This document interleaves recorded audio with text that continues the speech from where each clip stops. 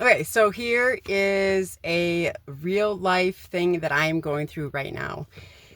And this is also an explanation of what fear does to your body and how it just controls so much. And then now being consciously aware of, my conscious mind, my nervous system, and my subconscious mind, and all of that stuff.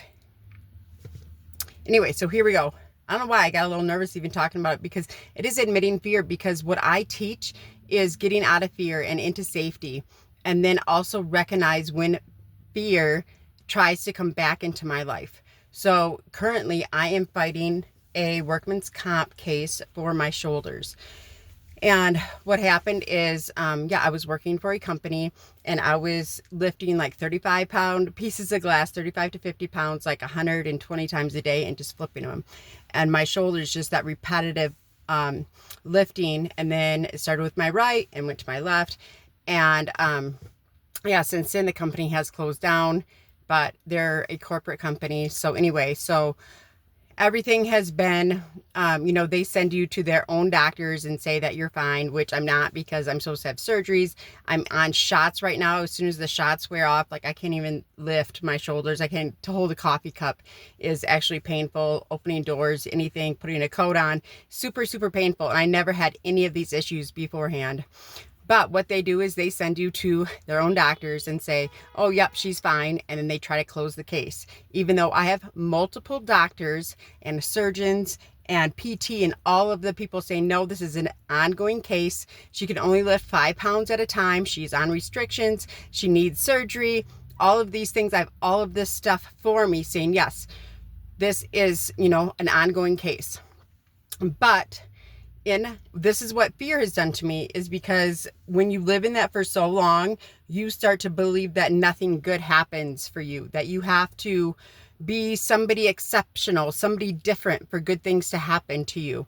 And because you haven't lived in that for so long, that's your norm. And so you believe that.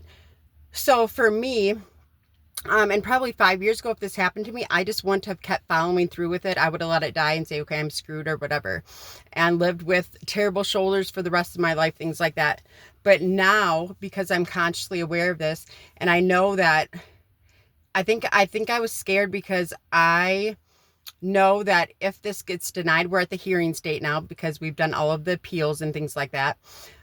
But so now we have a hearing set, and I have to get witnesses and all of the things, and all of the paperwork and all of these things that that is my, time going into it. And I get worried that I put all this time and effort into it, and then it gets denied, which I 100% don't think it will, because this company has had enough cases against them. I've seen other people even win because they were old school and doing things the old way and things like that, which is neither here or there. So I do 100% believe that, I deserve to get, because they stopped making payments because of like any kind of reason, they just stopped making payments and things like that. So I believe I am very deserving of have that money come back into me, and knowing that I have to have surgery. I'm just trying to get, like, we're very active. We like climbing. We like a lot of hiking out here in the mountains, and love being active. But that is really restricting me. It's restricting me in the gym. And I was getting so far on the bench, and I had goals for my next tattoo once I could bench so much. And all of these goals that I had, and I was working toward that, and this just really stopped it. And then, had other effects of me not working out as much, and, all of those things. But I know that I deserve to have my shoulders be working properly, and for them to pay for it, because, there was so much of me saying I can't do this and putting me on jobs I shouldn't have bet on and all of those things. So I know I'm deserving of it, but yes, again, you get a little bit scared. Like, even if I do all this work and I am deserving of it, and what happens if, it does get denied? And then if it gets denied, then it's just going to prove to my mind that, yep, I was right. Good things don't happen to good people, and there are people out there, like insurance companies, that will fuck you over any chance they get. Insurance companies are terrible, and anybody who has worked with an insurance company knows this. It's like, I had this with my son. Like, I mean, he had heart surgery and all the different things he needed to eat because of aspiration and all the special equipment he had to have. And I had to be on the phone so much to be able to and fight for him and be an advocate for him. But when it comes to being an advocate for myself, like, it's hard. That's a whole different story, and that's what fear does. But at the end of the day, I know, like, this is why insurance companies get away with a lot of it too, is because most people at that point, they just give up and it's, I'm not going to win anyway, because they already have that belief system inside of them and they don't even know how to go outside of that.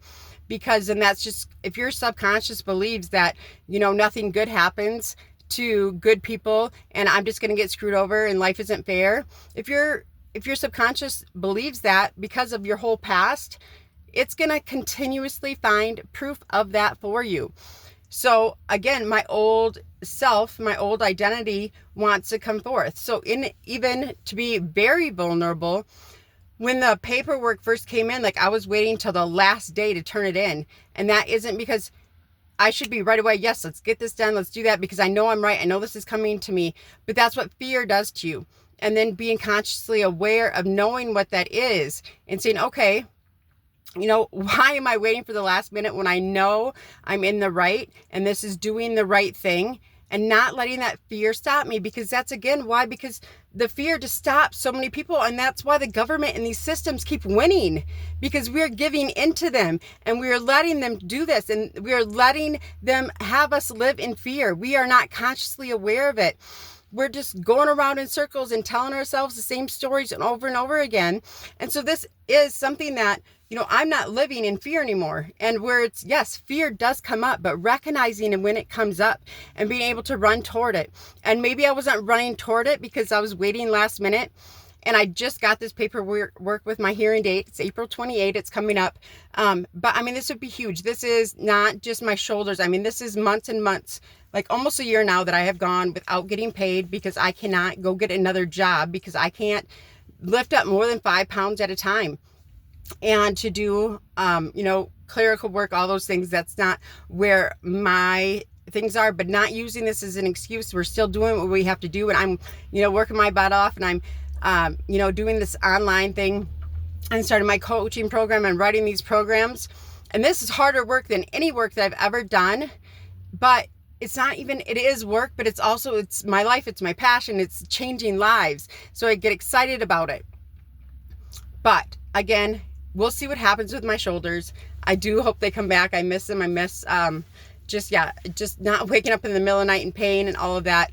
But it's just, again, a real explanation of what fear does. And it's meant to keep you down.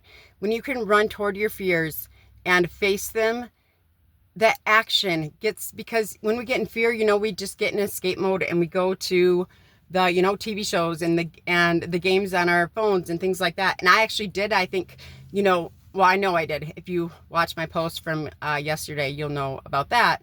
But then recognizing it and knowing, like, being stuck in that and playing like video games and watching and stuff, when I'm done with it, I feel bad about myself. Where before I did kind of feel bad about myself, but I got to the point where when I felt bad about myself, I just blamed it on everybody else because I'd given up, like, whatever, like, you're not doing what I needed to do. You're not making me feel good and things like that. So I stopped caring, and I stopped caring about that other person.